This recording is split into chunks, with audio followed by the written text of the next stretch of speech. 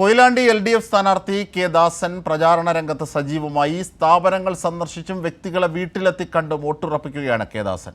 ഞങ്ങളുടെ പ്രതിനിധി AK ലതീഷിനൊപ്പം കൊയിലാണ്ടിയിൽ നിന്നും കെ ദാസൻ ചേരുകയാണ്. കോഴിക്കോട് ജില്ലയിൽ LDF സ്ഥാനാർത്ഥികൾ ആദ്യ റൗണ്ട് പ്രചാരണത്തിന്റെ തിരക്കിലാണ്. വ്യക്തികളെ കണ്ടും സ്ഥാപനങ്ങൾ സന്ദർശിച്ചും വോട്ടുറപ്പിക്കുകയാണ് സ്ഥാനാർത്ഥികൾ.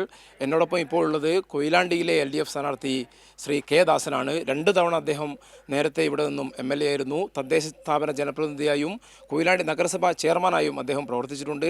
ജനകീയ മുഖത്തെ ഇറക്കിക്കൊണ്ടാണ് കൊയിലാണ്ടി മണ്ഡലം നിലനിർത്താൻ LDF ഇത്തവണ പോരാട്ടത്തിന് ഇറങ്ങുന്നത്.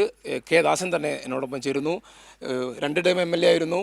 കഴിഞ്ഞൊരു ടൈമാണ് മാറുന്നത്. വീണ്ടും ഒരു നിയോഗം എന്നുള്ള നിലയ്ക്ക് സ്ഥാനാർത്ഥിയായിരിക്കുകയാണ്. എങ്ങനെയാണ് ഈ പ്രചാരണ രംഗത്തേക്കുള്ള ആദ്യ ചുവടുവെപ്പ്?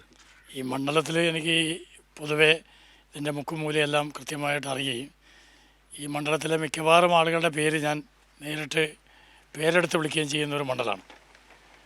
ഏറ്റവും പ്രയാസമുള്ളത് കോസ്റ്റൽ ഏരിയ ആണ്. അവിടെ ജോലി ഈ കടലിലായതുകൊണ്ട് തന്നെ പലപ്പോഴും അവരെ നേരിട്ട് കണ്ട് നമുക്ക് കഴിയില്ല. പക്ഷേ കഴിഞ്ഞ ദിവസം അവരെല്ലാം നേരിട്ട് കാണുകയുണ്ടായി. മണ്ഡലത്തിൽ നല്ല പ്രതീക്ഷയാണുള്ളത്.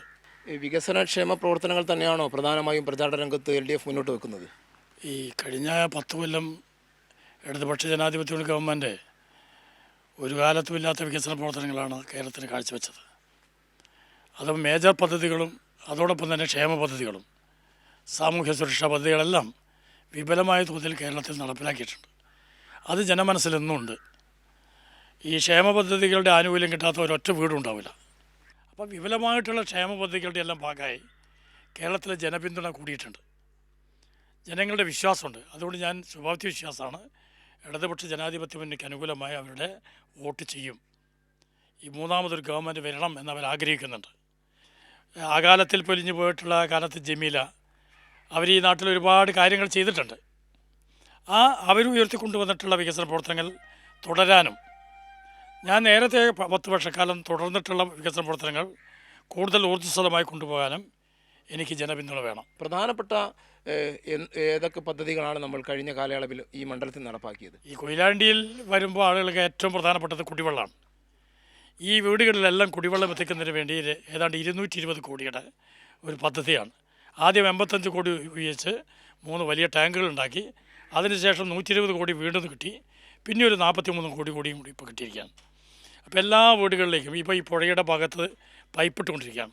പുഴേൻ്റെ അക്കരയിൽ നിന്ന് ഇക്കരയ്ക്ക് വരാൻ പാടില്ല. എല്ലാ വീടുകളിലേക്കും ആവശ്യമായ സുലഭമായ ശുദ്ധജലം, അത് ശുദ്ധീകരിക്കുന്ന വെള്ളമാണ്, അത് വീടുകളിലെത്തും. അത് വലിയ നേട്ടം തന്നെയാണ്. കൊയിലാണ്ടിയിൽ എന്താണെന്ന് വെച്ചാൽ റോഡുകളുടെ എല്ലാം വികസനം. ഇപ്പോൾ നമ്മൾ കടന്നു വന്ന അണയൽ റോഡാണ്, അതിമനോഹരമായിട്ടില്ലേ? നമ്മുടെ അപ്പുറത്ത് കിടക്കുന്ന മുത്താമ്പി റോഡ് അതിമനോഹരം. എല്ലാ റോഡുകളും നല്ല നിലവാരമുള്ള റോഡുകളായി മാറ്റിയിട്ടുണ്ട്. ഇതെല്ലാം വോട്ടായി മാറും എന്നാണ് പ്രതീക്ഷിക്കുന്നത്. എന്തായാലും ശ്രീ കെ ദാസൻ വലിയ ആത്മവിശ്വാസത്തിലാണ്. മണ്ഡലത്തിൽ നടപ്പാക്കിയ വികസന പ്രവർത്തനങ്ങൾ തന്നെ മുൻനിർത്തിക്കൊണ്ട് തന്നെയാണ് LDF സ്ഥാനാർത്ഥി ഇത്തവണയും വോട്ട് അഭ്യർത്ഥിക്കുന്നത്. ക്യാമറാമാൻ ജോൺസണൊപ്പം AK ലതീഷ്.